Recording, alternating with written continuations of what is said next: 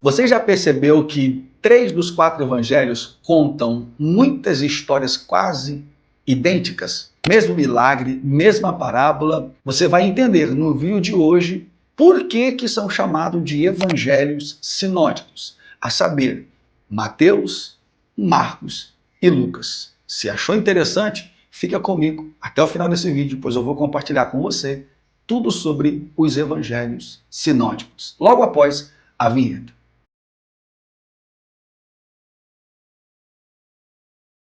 Antes mesmo de trazer alguma explicação, algum detalhe sobre isso, é importante você entender o termo da palavra sinótico. É claro que é uma palavra grega que elas separadas, sim, significa junto, e ópsis significa visão. Logo, quando a gente junta sinopsis ou sinóticos, que é uma tradução fiel a essa expressão grega, você tem visão. Quando você junta a palavra sinopse, você tem o quê? Uma visão junta dos fatos, uma visão junta dos acontecimentos. Ou seja, ver junto ou visão conjunta. Você vai entender que ver junto, que traz a tradução ou significado dessa palavra sinótico, não tem nada a ver com um desmerecimento do Evangelho de João, e nem muito menos torna João o mais célebre. Não, literalmente, esses evangelhos sinóticos, que relata literalmente ali uma parábola e palavras quase que idênticas umas às outras, para revelar a parte fiel da narrativa e relatar com fidelidade os fatos, comprovando que houve e aconteceu exatamente aquilo dali. Dentro dos evangelhos sinóticos, Mateus, Marcos e Lucas, nós vamos entender o que Mateus fala, porque Mateus completa Marcos, Marcos completa Lucas, Lucas completa Marcos e completa Mateus. Você vai perceber exatamente isso quando você lê os 3 evangelhos. E aqui vai um conselho, aqui vai uma sugestão. Leia os 3 junto ao lado e você vai ver que existe uma profundidade de escrita, de narrativa tão idêntica, tão fiel, que quem lê diz assim, como é que pode? Escrito por pessoas diferentes, relatando acontecimentos tão detalhados. Eis aí o poder dos evangelhos sinóticos. Porém, existe um problema que nós precisamos alertar aqui sobre os evangelhos sinóticos. A pergunta que não quer calar é: por que esses 3 evangelhos são tão parecidos e ao mesmo tempo possuem pequenas diferenças? Existem 3 principais explicações estudadas na teologia, e eu vou compartilhar com você aqui.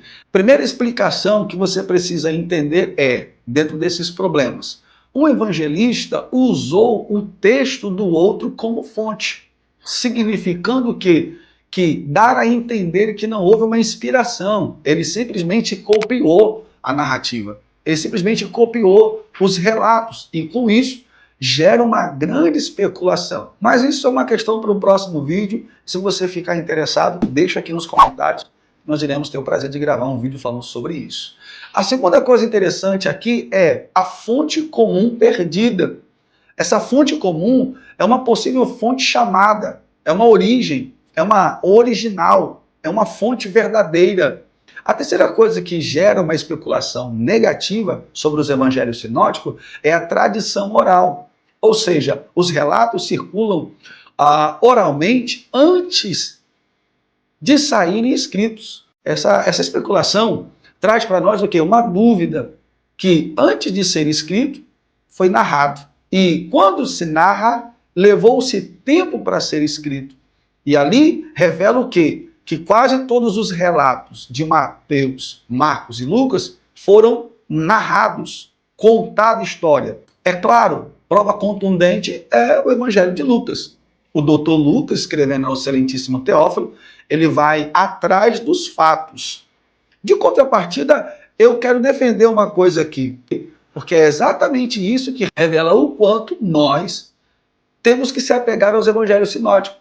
Porque se foi narrado por 2 ou 3 pessoas, existe uma veracidade, existe uma defesa contundente, literal, de todas as Sagradas Escrituras. Mas existe uma hipótese aceita, e a mais aceita é que Marcos tenha sido o primeiro evangelho escrito.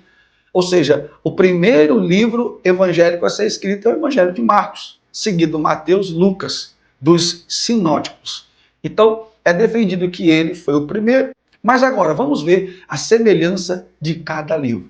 Claro que se você ainda não é inscrito nesse canal e nem deixou o seu like, chegando até aqui, deixa o seu like no incentivo para nos ajudar a alcançar outras pessoas. Deixa aí nos comentários a sua opinião. Se você não é inscrito, se inscreve. Ativa o sininho das notificações para que você não perca nenhum conteúdo, pois eu espero estar agregando para você um conteúdo bastante direto e objetivo. Vamos ver a semelhança entre eles. Primeira semelhança de cada livro é o batismo de Jesus. Cada livro relata exatamente a pessoa do batismo de Cristo. Também relata a tentação no deserto, relata também a parábola do semeador, como também a multiplicação dos pães. Relata também a paixão e a ressurreição de Cristo. Perceba que os três narram fidelissimamente esses pontos, esses fatos, trazendo o entendimento de que ambos completam um ao outro. Eles seguem uma estrutura semelhante. Apesar de terem suas semelhanças, porém, cada um tem uma mensagem diferente. Apesar de relatar as mesmas histórias, por exemplo, Mateus, quando escreve a sua obra literária, ele trata Jesus como o Messias prometido para os judeus. Mateus escreve para os judeus apresentando o Messias. Todavia, Marcos apresenta Jesus como o Salvador e o servo poderoso. Aquele servo que veio para morrer pelos pecados, para servir.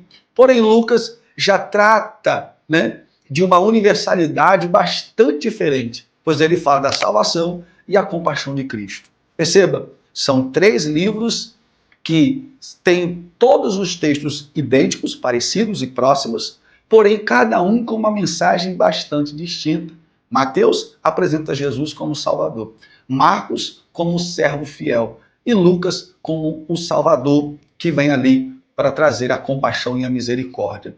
Olha que coisa interessante, é a gente entender esses livros para facilitar a compreensão de toda a história de Cristo aqui na Terra. E se você chegou até o final desse vídeo, eu quero te agradecer por ter chegado até aqui, achou interessante esse conteúdo e deve estar se perguntando, e o Evangelho de João, Pastor Vinícius? O Evangelho de João eu vou deixar para um próximo vídeo. Se você quiser que eu fale sobre o Evangelho de João, deixa aqui no comentário. Se nós tivermos aí praticamente 10 pessoas escrevendo a palavra João, escreve aí a palavra João, nós vamos literalmente falar sobre este livro, Evangelho de João, acerca de Cristo. Literalmente sobre ele. Alguns pontos interessantes, pontos teológicos e o seu objetivo, por que ele não é considerado o Evangelho sinótico. Eu terei o prazer de gravar. 10 pessoas escrevendo aqui a palavra João e eu gravo esse vídeo. Deus e Cristo te abençoe e até o próximo conteúdo.